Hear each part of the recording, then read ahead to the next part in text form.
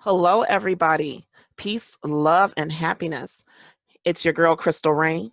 I hope everybody is having a fabulous weekend. I know I have had a long week. We're going to wait to see if some friends join us.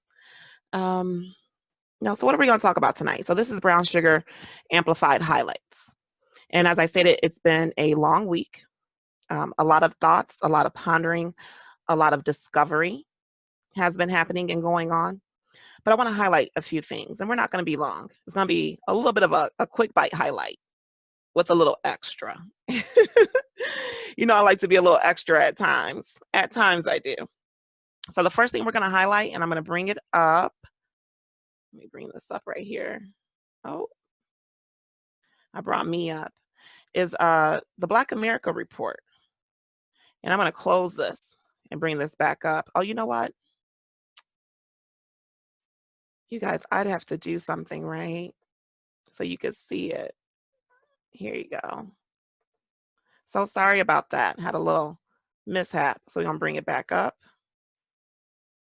So the Black America Report. And this book is available through Kindle and paperback. The Black America Report is by Ramon Jackson. And it states here, the book details funding that has been earmarked to the African American communities dating back to the 1960s. Wow. So again, we're going to read that again. The book details funding that has been earmarked to the African American communities dating back to the 1960s. So if this money has been earmarked for the African American communities, and this is one thing I had gotten into a little bit of an argument about with somebody on Facebook, and I don't argue too long. I just state some facts and then I leave. And at the end, all he had to say was, "Well, they could still do something." And I was telling him about some of these programs and how they run, because I know, because I've used to go in and kind of see about them and try to figure them out. And it was always, giving a pamphlet, always giving advice, telling you what you should do. But there was any, never any real or true help with some of these programs. So that statement is very curious to me. It says if funds would had made it to the African American communities, poverty, which leads to crimes and violence, would have been derailed. So I'm very curious what's in this book. So we're going to read about it quickly. And then, of course, it's only $5.99, and you can get it through Kindle, everybody. So it's only $5.99. It's by Ramon Jackson. He is a Detroit native.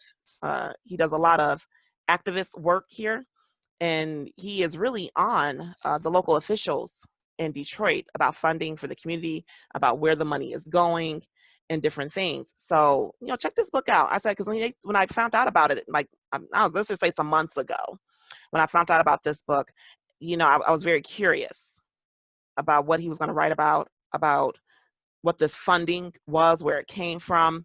And again, if it was earmarked for the African American communities, where is it actually going if it's not coming to us? So the Black America Report is an extension of the Kerner Report, which was written in 1967. In 1967, Governor Otto Kerner was commissioned by President L.B. Johnson to document and report on the reasoning behind the civil unrest that was transpiring in this country. During this time, race riots were occurring all around the country. The findings of the Kerner Report was that the civil unrest was based on unequal treatment and discriminatory practices throughout this nation. The Kerner Report, along with Dr. Martin Luther King's assassination, led to a string of civil rights bills being passed to benefit poverty-stricken low-income people. So these bills were passed based on what happened, the assassination of Dr. Martin Luther King. I was told a little bit of this. And it was to benefit poverty-stricken low-income people. Now let's look at that, because we know what happened and what came into some of those communities, because they were trying to wipe out the Black ghettos and wipe out the Black communities. They fed drugs through, and that's already been proven and stated, because no Black people in the ghetto had a plane to bring these drugs to that community. Other people brought them. They recruited, because who are you going to buy from? They recruited individuals to distribute.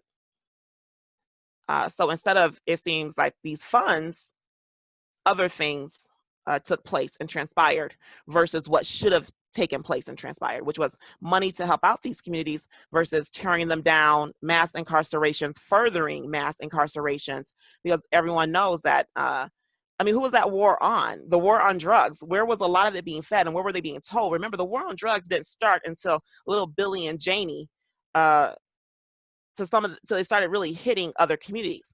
And so what they thought, well, since it's leaving the Black ghettos, and that's where it started. No, that's where it was funneled. Then they had to do something about it. So let's lock up all the Black drug dealers, all the people that we recruited to sell these drugs and to distribute. We're going to now punish them for doing what we asked them to do. So we know that's what happened. So again, the money was to benefit poverty-stricken low-income people. And now it says in the Black America Report, it details various funding that has been earmarked to Black communities, again, dating back to the 60s, that came as a result of the Kerner Report and the assassination of Dr. King. So that's just a quick look. And again, we're going to go here. So I want you guys to actually buy this book, support this brother who's doing a lot of advocacy in the city, a lot of advocacy. I can't wait to continue working with the pressure group. They're going to help me and teach me, hopefully, how to put that same pressure and get those same answers and those same results, because they're getting results. Ramon Jackson and his volunteers, all of the advocates that are working with the pressure group in the pressure movement, they're really getting things done and getting answers. And they're, again, it's amazing. Anyway, check this book out. Get it. The Black America Report, compiled by advocate Ramon Jackson. So we should all be curious about money that was earmarked for the African American communities. And if it was earmarked for us and it did not go to the communities, we know what happened to the communities, that drugs was funneled through instead. Where did the money go to? Is this money still available? How can we gain access? See, those are the questions that all of a sudden start to think. And this is where we need to start teaching and training our youth on things like this. That you just didn't end up here. No, Plymouth Rock just didn't land on us, if I can quote that movie. Everybody know that was from Malcolm X's movie. It didn't just land on us. We were already here. And some of us who have also other ancestry, we were already here. You have more ownership than you think. Not every Black person in the picture, dating back to, let's say, colonial times, or dating back to even got the Renaissance periods. Not all those people are slaves. And that's something you need to educate yourself on. I watched a documentary, and it says that's not a jockey. That's not what you think it is. That is a general. And there's a reason. And I think people think when they're watching old movies about England, they tend to forget. If you go back to read Shakespeare, I have to take it back to Shakespeare, everybody. Some people may like that, and some people may not. But if I take it back to Shakespeare, he wrote about a Black Moor, right? And who did that Moor fight for? So let's now go back to those movies where you see that Black general. And the quickest one that comes to mind, we know it's a fictional story, but you have Maleficent. And there's that one Black general, and there's also some others maybe within there. And a lot of people think that's just put there for diversity. No, that's a Moor. The Moors were highly skilled, highly trained, highly efficient, and they were consulted quite often. Consulted on how to win battles. That's not, although that's fiction, it's not all complete fiction. You just have to look up some things and read some things, and but it's not a history on that. We're doing some highlights. Hey, what's going on? I'm not going to do too much of that because I don't want the family to come after me. So again, check this out. So now my next thing, and we're going to look up the definition for this. So white fragility. I recently did the audiobook of white fragility, and I thought it to be very interesting. Very interesting. But first, let's look up the word fragility before we get into this. So we're going to do Webster dictionaries. Now, the whole purpose of white fragility is to explain or give, as far as I'm concerned, give a reason for why white people get so upset about slavery, about racism, or about even, maybe being accused of certain things. Or, around anything around that subject become very tense or very emotional or very upset. And it's supposed to be based on white fragility. And so, again, we're going to look at the Webster Dictionary definition of not white fragility, but just fragility, because I'm thinking of this book. And I got a very different take from reading this book when she was describing some of these things. So the medical, and also let's look at the medical definition, because when you talk about fragile, they also use this in the medical field. So medical definition of fragility: the quality or state of being easily broken or destroyed. The quality or state of being easily broken or destroyed. And you can see the full version, the full fragility medical definition. This is here, medical definition of fragility: the quality or state of being easily broken or destroyed. Other words from fragility. And it just goes into some other things here. Let's go down here. So comments on fragility. Oh, no. Okay, we're not going to get into all that. But let's just take this part right here. So I have a problem with that definition when you think of a word. And when I was reading this book and I was thinking of the word fragility, and I was just like, this doesn't sound like fragility. It sounds more like denial. And the book does mention, denial, but to me, it mentions it very little. Because usually when someone gets very upset and defensive, it's because they want to be in denial of something and defend themselves against something. And if you're defending yourself, you really can't be fragile. So let's take a look at this fragility. Now, there's one picture I didn't look up, and I don't think I have them out. Here, if I minimize this, make this go away. No, I had saved these, but I didn't pull them up. So we're going to go and look at these and get these real quick. So let's look at this fragility. So I'm going to pull some stuff up on the screen. Not sure if you guys can still see this. Yeah, it's changing now. Awesome. So I'm going to give it a minute to catch up. So I'm not sure. Yep, here we go. So this picture right here. Let's talk about this picture right here.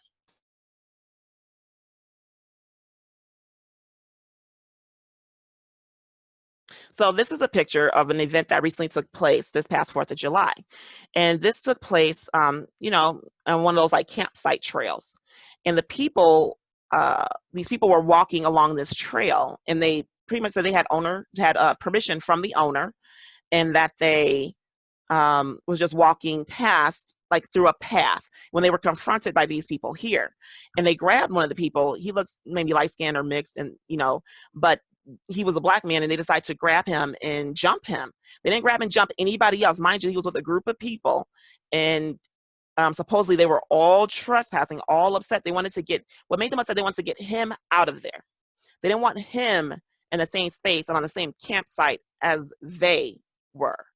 So this is the fragility. I'm just looking at it. So let's do another one. And this one everybody will know.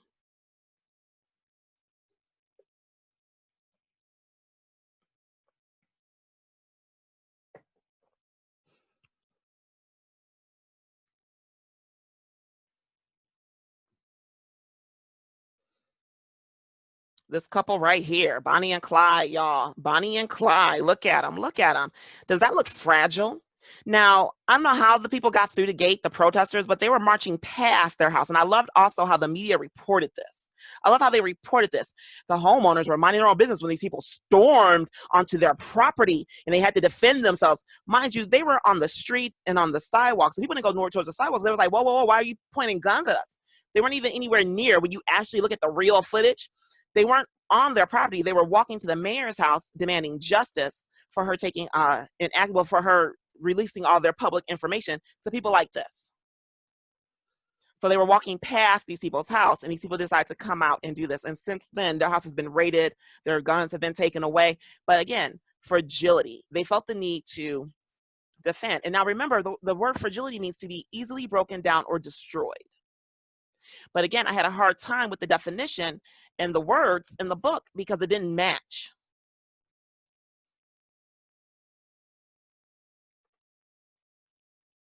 And then this one. Now, mind you, again, some people just in a park somewhere, I don't know, off to the side of the road protesting. And these people could have just drove by minding their business, but this is what happened instead.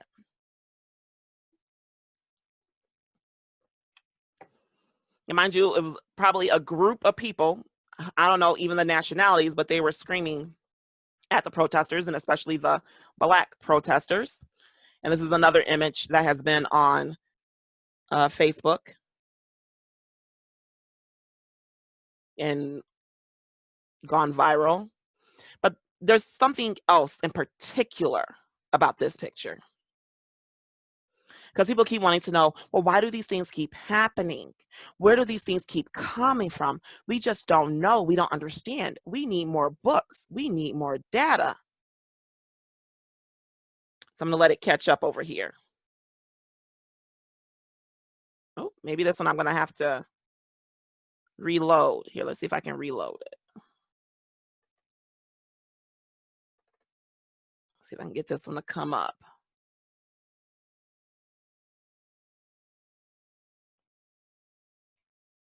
Oh, there she go. There she goes. We're going to wait for Facebook to catch up too. There she goes. There she goes. We just don't understand how things can keep continuing the way they are. We just don't get it. How can things continue the way they are? Oh, and there it is. Let's blow this one up, because like I said, we as you can see, not only is the woman screaming at these people, the Black Lives Matter protesters, and you can see, I don't know what word she formed, but they said that she said a word. And look at the kids. Look at the kids. Why do these things keep happening? I just don't know. It must be Sesame Street. Yes, we need Sesame Street to do town halls about racism. No, you need to fix yourself. And this isn't everybody. I'm not saying this is everybody. I'm not saying this is every white person, but generational. Let's get that word.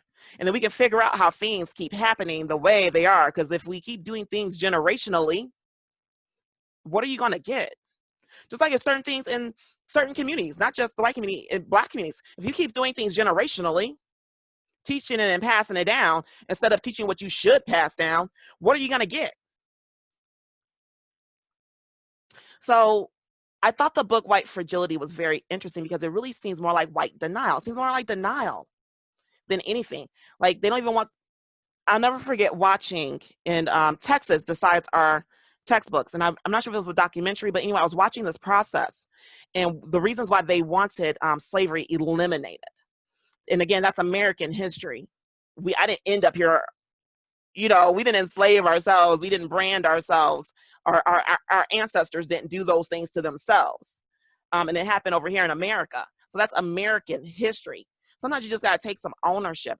If I can own it, I've always, it's so funny, because Black people have always had to own slavery. Always. But the minute you mention slave owners or how slavery happened, who were the causes of it? White people. And it's like, but that wasn't me. So why do I need to own slavery? We've always had to play ownership because it was told a Black issue, a Black history. No, that's not our, no, I'm sorry. No, that's American history. And I don't even call it Black history. I call it American history, because that's what it is. It's American history. And it's also a little international too, if you really get down into the transatlantic slave trade. But let's keep things over this way. But anyway, so that's what we're talking about, white fragility. And, I read the book. I thought it was very interesting. I thought she made some valid points. There are some things that, I would have to delve back into when she was talking about passing. Now, some people can pass. And I remember some kids, I guess they thought they were passing, but these kids ended up being very angry at their parents, and they were biracial. And I raised my kids to know themselves and to be proud of themselves. And there was one thing that I said I would never do, is allow someone else to tell my child about them or to have them figure themselves out later. No, I tell them about themselves now. They know who they are. And, unfortunately, some people I grew up with, they didn't. And they struggled tremendously until they were older. And some of them had to be told. Can you imagine? And I remember, and I go back to a speech that I heard at a rally. The young girl, I think she said, because she thought she was white at one point. She didn't know she was like any different, because she was raised by a white family, Black girl, and everything. And then they told her she was different. She was made fun of for her hair, made fun of for her skin, different things. So those things don't sound fragile to me. When you purposefully attack someone that's not attacking you, you're not fragile. You're not being destroyed. You're trying to destroy somebody else. So I don't agree with the word fragile. I don't agree with the word fragility. I don't agree with it as an excuse, because that's what it also sounds like. And I'm not sure, because she even said her own bias. She knows her own bias is in here and is in it. And it almost sounds like an excuse. And when I see Black scholars, kind of doting on this book, I'm just kind of like, did you really break it down, or are you just happy somebody admitted some ish? Is that you're just happy somebody admitted some ish and it's like, yay, let's clap? No, let's be real about it. Let's really be real about it and break it down. And so when I was reading it, I was really reading it, listening. I was really listening to it and listening to what she was saying and not letting anything get glossed by when she was talking about passing. And I was like, there were some people who were able to pass, but you have to like really pass. And my mother's a very light-skinned woman, very light-skinned. And that was something she never did. I think at least her reasons for it was a bit off. But there were, like I said, it had some valid points and some valid. So read it, check it out. I think every person should read this book. Read it and listen for yourself for those things. So, that's what I want to come on here and talk about. We were talking about that book. I want to highlight Mr. Jackson's book coming out, The Black America Report. Get it. And, I might end with a little something. I might find something of myself on. Let's end this. Let's end it. Yeah, it's Friday. It's Friday.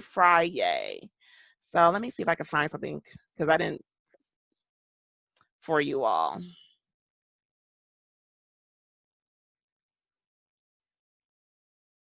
There's a poem while I'm doing this that I'm working on that comes out of my childhood. And I only have the beginning because I want to make it right. Oh, yeah, I forgot that book is on Amazon and on a couple of things. And it's out there. Let's do this one. I don't think I've done this one for you all. Yeah. And again, it's a Crystal Rain specialty, a Crystal Rain original, Crystal Rain Brock Baby original. But the piece that I'm working on, like I said, comes out of my childhood. And it's called Nigger Once, Nigger Twice, Nigger Thrice. Nigger once, nigger twice, nigger thrice. Nigger once, nigger twice, nigger thrice. Nigger once, nigger twice, nigger thrice. She said it. My best friend. So I got the rhythm of it, and I got to put the rest of it. And again, that's copyright Crystal Rain Brock.